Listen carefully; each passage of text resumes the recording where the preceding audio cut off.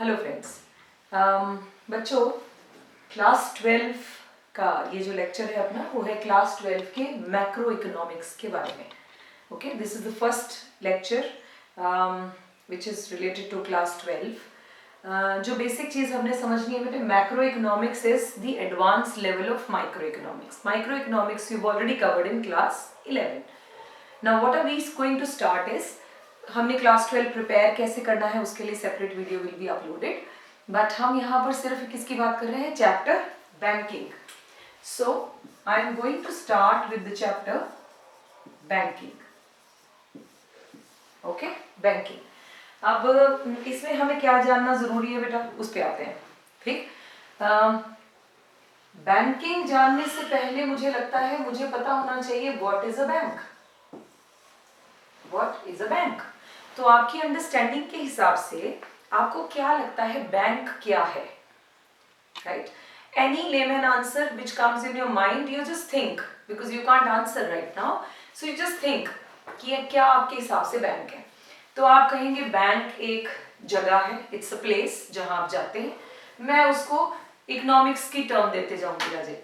तो आपने कहा इट्स अ प्लेस, तो मैंने बोला okay it's an institution. What is it? It is an institution. मैं इसमें एक और चीज ऐड कर दूं, it's a part of financial institution. Financial, तो मैंने यहाँ एन को हटा दिया, it is a financial institution. Now why I am saying is financial institution, because we deal with finances there. Okay, so banks किससे deal करते हैं? Finances से. So I say it is a financial institution. अब bank क्या है, आपको क्या लगता है, आप क्या करते हैं? बैंक एक जगह है जहां आप जाते हैं, किस लिए जाते हैं? बहुत सारे लोग क्या करने जाते हैं बेटा, वहां पे पैसा डिपॉजिट करने जाते हैं। तो मैंने यहाँ लिखा जी, बैंक एक वो जगह है, वो इंस्टीट्यूशन है जिसमें लोग किस लिए जाते हैं?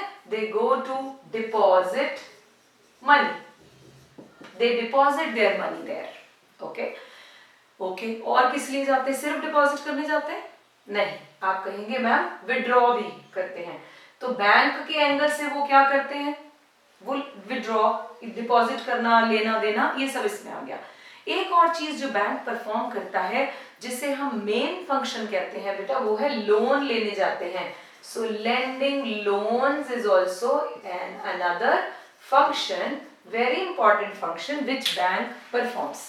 सो if I have to define what is a bank, तो बड़ा सिंपल हो गया मेरे लिए। A bank is an institution, कौन सा?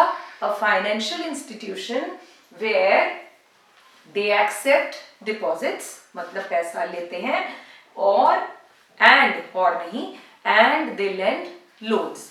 सो is it sufficient to say to define a bank?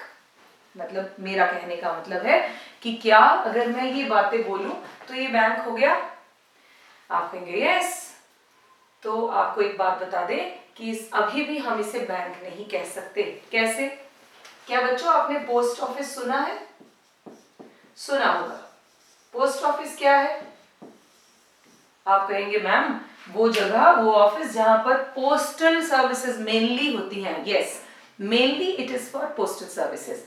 But आपको पता है पोस्ट ऑफिस में भी आप पैसे डिपॉजिट करा सकते हैं, पोस्ट ऑफिस से भी लोन ले सकते हैं, और वो भी एक फाइनेंशियल इंस्टीट्यूशन है। तो क्या हम पोस्ट ऑफिस को बैंक बोल सकते हैं? बताइए, क्या हम पोस्ट ऑफिस को बैंक बोल सकते हैं? नहीं। अगर बैंक बोलते तो फिर हम ये बोलते भैया बैंक जा रहे हैं, हम तो बोलते हैं हम पोस्ट ऑफिस जा रहे हैं। Similarly there is one more institution, that is UTI, unit trust of India. They also perform the same functions. Can we call it a bank? No. So how a bank is different from post office or UTI, you have to remember one thing which bank differs in. क्या? That is bank gives checkable facility. क्या करता है bank? Checkable facility देता है। मतलब आपने chequebook देखी है बेटा घर पे, पेरेंट्स को देखा होगा चेक काटते हुए, चेक देखे भी होंगे आपने। We will learn someday how to fill a cheque. So what are we saying is bank वो है जो चेकबुक इशू करता है, पोस्ट ऑफिस चेकबुक इशू नहीं करता, यूटीआई चेकबुक इशू नहीं करता। सो अब हम डिफाइन करते हैं। अब मैं आपसे पूछूं बच्चों, डिफाइन अ बैंक, तो आप क्या कहेंगे बताइए फटाफट से, इसके फीचर्स को लिस्ट डाउन कर लीजिए। कैसे? Bank is a financial institution which mainly performs two functions. One, accepting deposits. Two, lending loans along with checkable facility. Is it clear? So I will ask you another question which can come in an MCQ कि भैया can we call a post office or UTI a bank? What will you say? Can we call a post office or UTI a bank?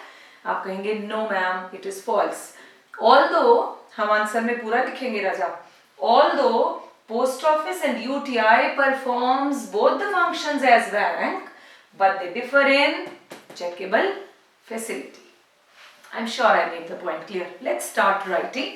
आप लिखिए chapter का नाम macroeconomics है। Name of the chapter you need to write down is banking, title दे दीजिए banking, and start writing with first question, define bank. Okay, question number 1, define bank. Bracket में जरूर लिखो बेटा हम कितने मार्क्स का आंसर लिख रहे हैं। ब्रैकेट में लिख दो 1m, m represent 1 marks, so that you will get to know कि 1 मार्क के लिए हमें कितनी लेंथ लिखनी है और किस तरह से आंसर को प्रेजेंट करना है। Remember one thing, we will work on in class 12 in the answers. It is very important that you present your answer in a very well manner. Now why it is important? You will say why ma'am? Answer ही देना है, ऐसे दे कि ऐसे दे। Okay, आपको घर में जब खाना, घर का खाना परोसा हुआ और रेस्टोरेंट का खाना दिया होगा, दाल वही है, दाल वही घर में जैसे मिलती है हम नाक चढ़ाते हैं, रेस्टोरेंट में ओ वाह दाल मखनी, तो मजा आ गया क्योंकि उसने ऊपर से मक्खन डाला और उससे थोड़ी टॉपिंग करके हमें अच्छे से प्रेजेंट किया। So which one we like the most? The one which is nicely presented. Taste तो अच्छा हो ही, ये नहीं कि चीज खराब दे दी, यानी अब कुछ भी कंटेंट लिख दो लेकिन स्मार्ट वे से सजा के लिख दो। आपको बाजार में कुछ भी परोस दिया जाए सजा के, आप खा लेते हो? No. So similarly you have to see कि आंसर का कंटेंट भी अच्छा हो और उसे नाइसली प्रेजेंट किया जाए। So let's write down the answer. Bank लिख रहे हैं हम बेटा, क्या लिखेंगे बताइए? ये फीचर्स कवर करो जल्दी से। It refers to a financial institution, pen it down. It refers to a financial institution which mainly performs two functions, which mainly performs two functions, accepting deposits and lending loans, accepting deposits and lending loans along with checkable facility, along with checkable facility. This much is enough for 1 mark. लेकिन हमें ये भी साथ में लिख लेते हैं अभी, क्योंकि आज तो याद रहेगा आपको, after some days or after few months you will not able to remember. So what happens is, फिर आपको रिकॉल कराने के लिए फिर दोबारा से सेम बात बोलने से अच्छा है पेन इट डाउन। नीचे एक लाइन में नोट करके लिख दीजिए। नोट आई मीन स्पेशली आपको ये ड्यूरिंग एग्जाम्स कंसिडर करना है कि क्या पढ़ा था। Note, although post office and UTI,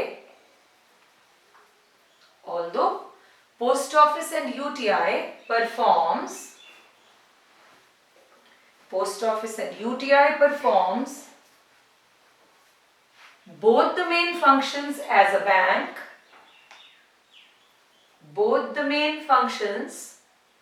रुक जाइए यहाँ, both the main functions bracket में लिख दो, कौन से main functions? Accepting deposits and lending loans, accepting deposits and lending loans, bracket close, as bank,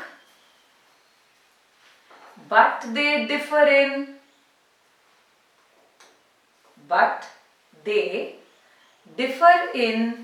checkable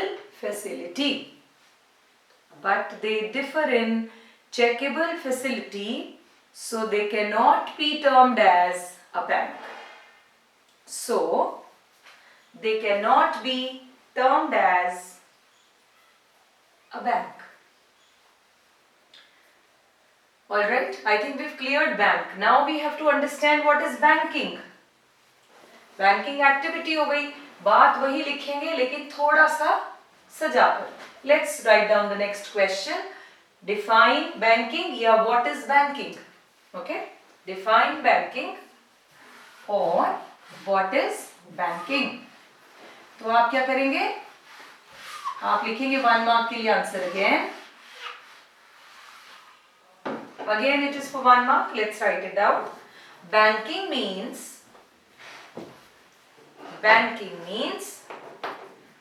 the accepting for the purpose of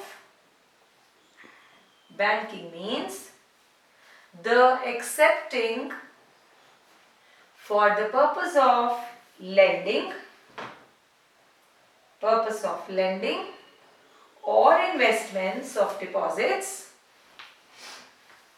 or investment of deposits from the public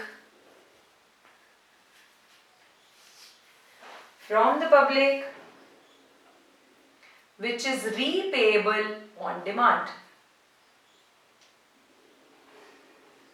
Which is repayable on demand. Clear?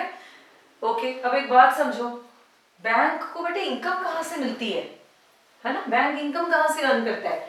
C, bank कितना smart work करता है. Okay, let's understand how do they do that. Bank क्या करता है?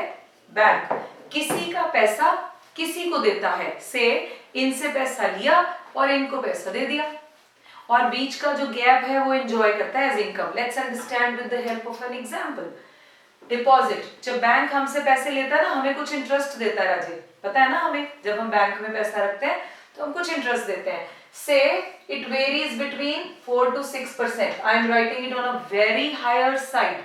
4 to 6% वो हमें देते हैं हमारा पैसा लेने का, और हमारा ही पैसा किसी को देने का. लोन पर जो इंटरेस्ट चार्ज करते हैं that is close to 11 to 14%, varies depending upon bank to bank. बच्चा ये जो गैप है ये वो क्या एंजॉय करते हैं एज इनकम. अब एक और बात आप कहेंगे ये तो पीनट्स हैं. पीनट्स समझते हैं, बहुत माइनर सी इनकम. क्या इतनी सी इनकम के लिए इतना बड़ा बैंक खोला गया? नहीं, बैंक सारा का सारा पैसा लेंडिंग के लिए नहीं रखता. बैंक इन्वेस्टमेंट भी करता है. अब ये किस में इन्वेस्टमेंट करता है? इन्वेस्टमेंट करता है शेयर्स में, डिवेंचर्स में, बॉन्ड्स में, गवर्नमेंट सिक्योरिटीज में, जहां उसको फास्ट मनी मिल जाती है. बेटा ये तो बड़ा लॉन्ग प्रोसेस हो जाता है ना, लेकिन वहां पर क्या करता है? मल्टीप्लायर इफेक्ट से आता है पैसा. शेयर्स में समझते हैं ना, या तो वैसे तो शेयर्स आर रिस्की, आया या गया, लेकिन most of the time it is safe if you play safe. So they do investment. देखिए अब हमने लिखा क्या है, मैंने ये सारी स्टोरी सुनाई आपको. हमने लिखा बैंकिंग मीन्स, आंसर देखिए अपना बैंकिंग वाला. Banking means accepting for the purpose of accepting for the purpose of lending और इन्वेस्टमेंट. मेरी बात समझ गए मुझे? और इन्वेस्टमेंट ऑफ डिपॉजिट्स. कहां से आया ये डिपॉजिट्स? पब्लिक से. ये वो डिपॉजिट है that is repayable on demand, which means जब भी पब्लिक वापस आकर, जिसने पैसा डिपॉजिट किया वो आकर वापस मांगे, रीपेएबल ऑन डिमांड है. Means when they demand they are supposed to, bank is supposed to give that money back to the public. I'm sure the point is clear. Sure? Okay, let's move further. इसके बाद हम move करेंगे types पर. Okay, so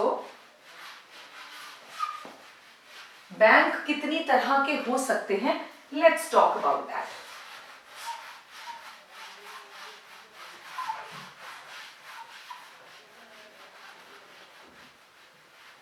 Okay, so we will say types of banks. Okay, types of banks. Now they are mainly of two types. One, central bank.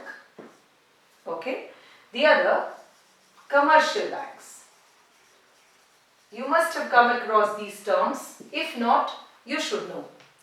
Banks कितनी तरह के हो सकते हैं? टाइप्स ऑफ बैंक्स कितने हो सकते हैं? Central bank and commercial banks. Alright, central bank पूरे देश में कितने हो सकते हैं बेटा? सेंट्रल बैंक कितने हो सकते हैं देश में? सिर्फ एक. हम इसे फादर बैंक भी कहते हैं. सो सेंट्रल बैंक सिर्फ एक ही होता है क्योंकि ये क्या है? सुप्रीम बैंक है. कमर्शियल बैंक्स बेटे हो सकते हैं ज्यादा. कौन कौन से? They are of 3 types. आप ये फ्लो चार्ट बना लीजिएगा पॉज करके. सो फिर इसकी एक्सप्लेनेशन हम नेक्स्ट वीडियो में करेंगे. कमर्शियल बैंक नंबर 1 पब्लिक हो सकता है. व्हेन आई से public, it is run by government. Public sector की बात कर रही हूं मैं. पब्लिक मतलब हम आप नहीं चलाते, public sector. Second, private banks होते हैं बेटा, private and foreign banks. Okay, let's talk about an example. Central bank की एग्जाम्पल एक ही होगी भाई, एक ही है. Reserve Bank of India in India. Okay, हर देश का अपना अपना सेंट्रल बैंक है बच्चा. तो हमारे देश का सेंट्रल बैंक कौन सा है? Reserve Bank of India. Commercial banks में पब्लिक बैंक का कोई एग्जाम्पल? जितने स्टेट बैंक्स होते, state bank of Patiala, state bank of Baroda, state bank of Punjab national bank, ये सारे हमारे इसमें है. तो आप कोई भी लिख लीजिए. मैंने लिख दिया state bank of India, SBI. Name any private bank, आप सबका अकाउंट होगा वहां. HDFC, ICICI, ये सब हो गए private. Name any foreign bank, axis bank, standard chartered bank, ये सब आ गए examples of foreign banks. So what should you do is you should make this flow chart to get a quick review कि आपको पता चल जाए कि कौन कौन से एग्जाम्पल्स कहाँ कहाँ फिट होते हैं. ऑलराइट, इसके बाद हम नेक्स्ट वीडियोस में क्या करने वाले हैं? हम इसके बाद करने वाले हैं कमर्शियल बैंक के function. So you can continue with that. This is the first lecture. Alright, thank you.